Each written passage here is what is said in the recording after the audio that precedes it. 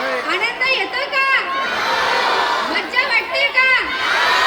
आणि माझ्या प्रिय उपस्थित मित्र मैत्रिणींनो, आज आपण माईवरती सृष्टीला वंदन करीत आहोत, ज्याला हरिश्चंद्राची फॅक्टरी म्हणून ओळखले जाते.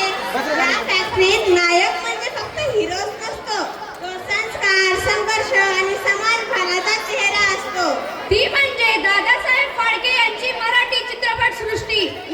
गाण्यापलीकडे कथा गेली, माणुसकीने रूप धारण केलं. मराठी नायकांच्या अभिनयात महाराष्ट्राचं मन दिसून आलं. दादा कोंडके यांची सामाजिक टोमणी, डॉक्टर श्रीराम लागू यांची वैचारिक खोली लक्ष्मीकांत बेर्डे यांचा साधेपणा आणि सचिन अशोक सराफ यांची आपुलकी या साऱ्यांनीच मराठी चित्रपटाला संस्कृतीची ओळख दिली. कधी शेतकऱ्याचं दुःख मांडलं, कधी आईचं मूक बलिदान. नायक झाले जनतेचे आवाज. हीच तर मराठी सिनेमाची थोरवी. मित्रांनो, मराठी नायकांकडून आपण घेतो प्रामाणिकपणा, कुटुंबनिष्ठा, सामाजिक जबाबदारी, मातीतली माणुसकी, ग्लॅमर कमी अर्थ जास्त. हीच मराठी सिनेमेची शान. नायक नाही ते फक्त पडद्यांवर. तेच महाराष्ट्राचा खरा अभिमान. या शब्दातून आपण मराठी चित्रपट सृष्टीला आणि तिच्या नायकांना मनपूर्वक सॅल्यूट करतो. ज्या क्षणाची आपण सर्वजण आतुरतेने वाट पाहत होतो, तो क्षण आता आला आहे. आता आपल्या समोर घेऊन येत आहे 8वी व 9वी पिढीचे विद्यार्थी. या विद्यार्थ्यांना मार्गदर्शन केलं आहे श्रीमती नागोरी मॅम व श्री रत्न पारखी सर यांनी. धन्यवाद.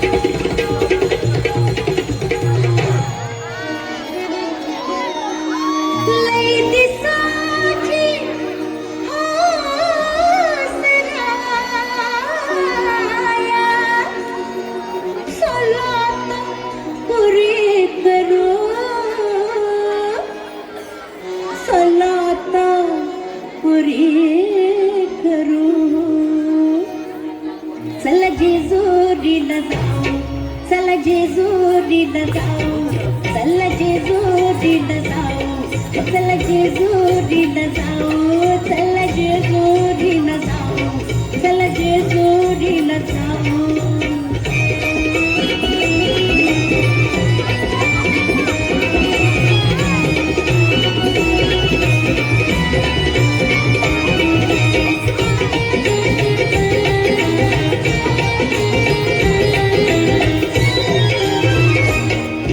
गाना अबलख थोड़ा गाना अबलख थोड़ा त्याची रेशीम खाली सोडा त्याची रेशीम खाली सोडा माग बसा मी पुढ्यात बसते